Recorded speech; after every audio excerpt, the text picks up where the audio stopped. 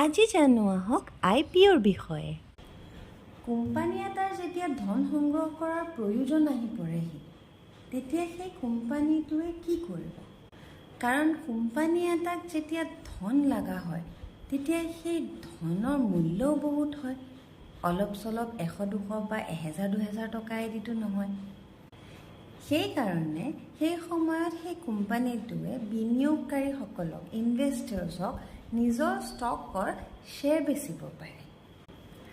আৰু প্ৰথমবাৰৰ বাবে যেতিয়া কোম্পানীটোৱে এনেকুৱা কৰে তাক বোলা হয় IPO।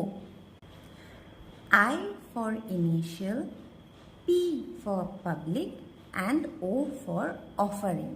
Initial Public Offering IPO অৰ্থাৎ প্ৰথমবাৰৰ বাবে ৰাইজলৈ আগবঢ়োৱা ষ্টকৰ শ্বেয়াৰসমূহ। ধন্যবাদ।